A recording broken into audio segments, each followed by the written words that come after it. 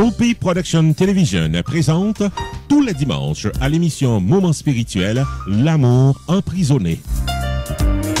Toute l'histoire du ministère spirituel de la sœur Donna Bélisaire, sa vocation à servir, mise en branle de la congrégation Les Sœurs Rédemptrices de Nazareth, l'expérience de la prison, les sacrifices pour aider les enfants pauvres, l'éclat de la sœur Donna sur la scène internationale. Chaque dimanche, un épisode à Moment spirituel, l'amour emprisonné, avec sœur Donna Bélisaire sur Hopi Production Television.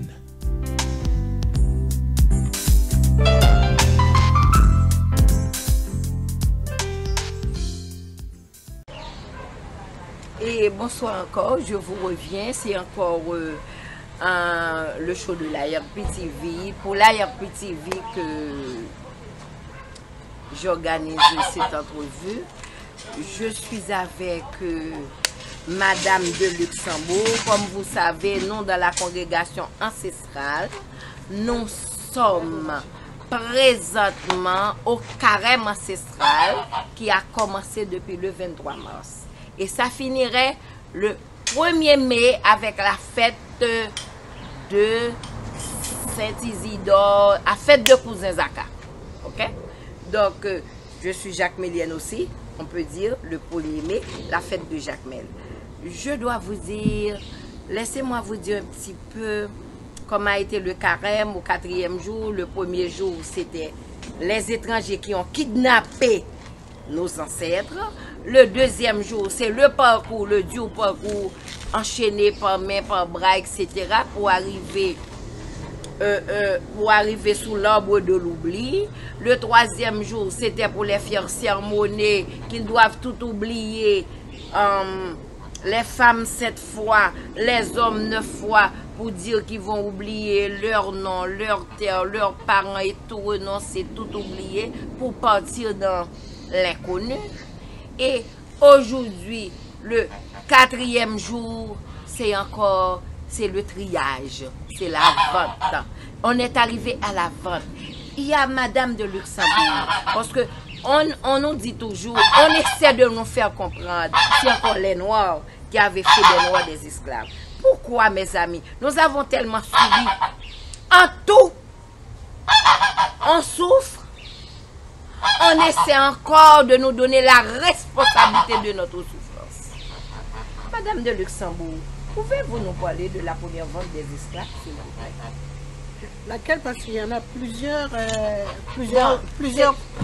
départs. Il y a eu un départ à l'île de Gorée, au Sénégal.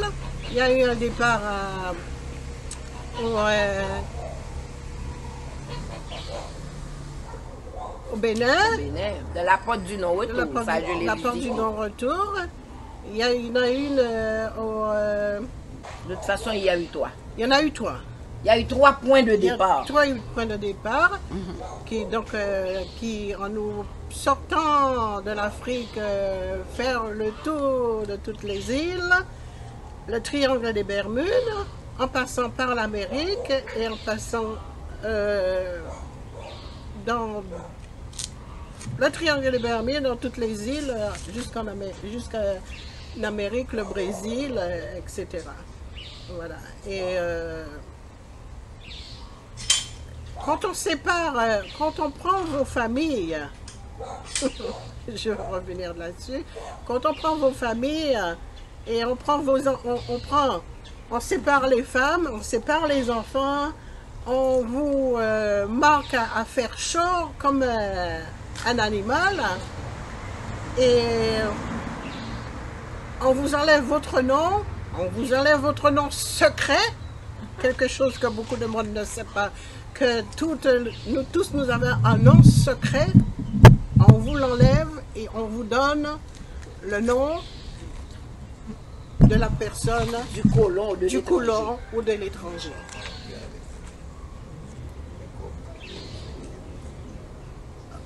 Quand on vous amène sur des plantations, on vous attache, on vous fait travailler au sang qui coule. Et comme moi j'entends des gens dire que, par exemple, que ce soit les Noirs qui ont vendu les Noirs, j'aurais bien aimé qu'on m'explique comment ça s'est passé. Parce qu'il y en a beaucoup qui lisent des choses sur Google et qui n'ont jamais fait aucune recherche et qui n'ont jamais mis les pieds en Afrique.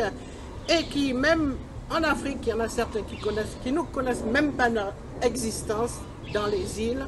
Ils connaissent l'existence des Noirs seulement en Amérique.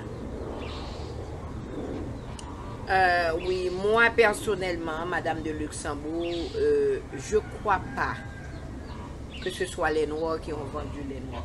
Non, ma soeur. Et j'appuie ce que vous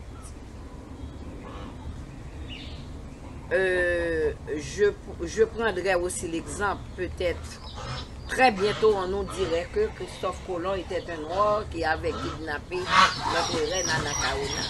Je suis Il a d'accord. eu la première kidnapping. Je suis d'accord.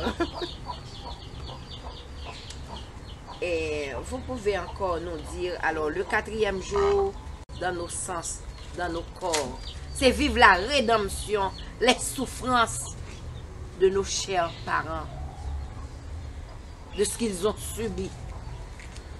Ce qu'ils ont pu embarquer, ils ont embarqué. Plus il y en a ceux qui voulaient vraiment pas quitter leur pays, alors ils ont plongé à la mer, bien entendu, pas sur des rochers. Oui. Voilà, pour pouvoir s'enfuir. Alors c'était mort ou vif. Oui. Voilà. Et il y en a, j'ai su que aussi, on ne voulait pas qu'ils parlent là.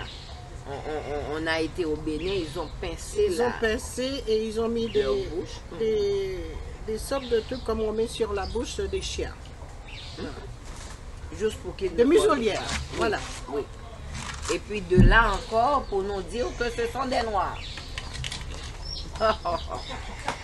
Et c'est ça.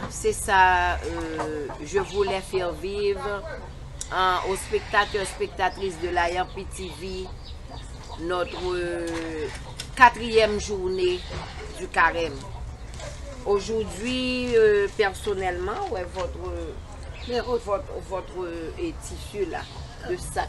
Aujourd'hui, Le morceau. même aujourd'hui, Aujourd'hui, à la congrégation ancestrale, même je te laisse finir.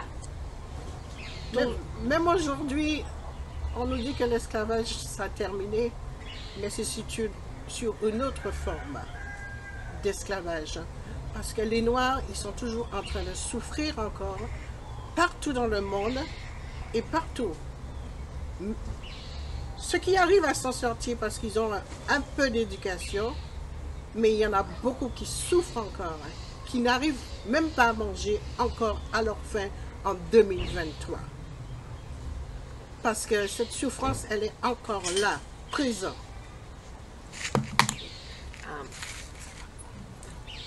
Et merci Madame de Luxembourg. Je vais vous dire aussi, ce tissu-là, ce morceau de tissu, a été attribué à tous les membres qui ont participé au rassemblement du 27, du dimanche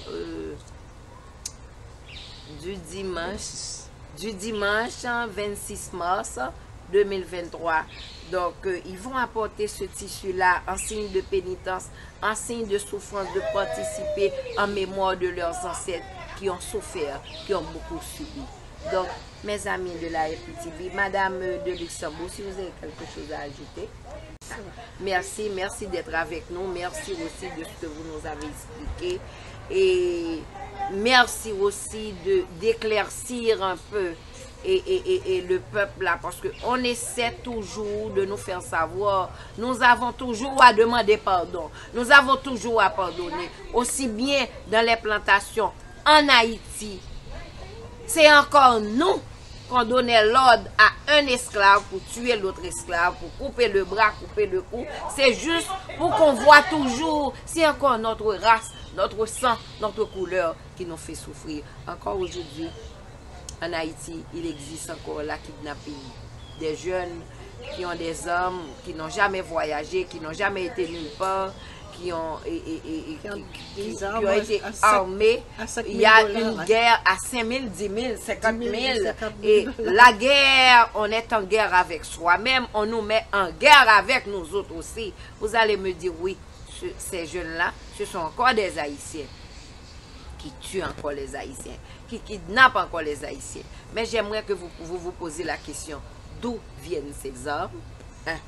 Pourquoi qu'il y a l'embargo français en Haïti? Pourquoi qu'il y a l'embargo canadien en Haïti? Et qu'est-ce que les Américains font en Haïti? Et ces jeunes-là, qui les montent à manipuler ces âmes-là? Un complot international. Donc, mes amis, merci, tenez bon, bon carême ancestral, merci beaucoup.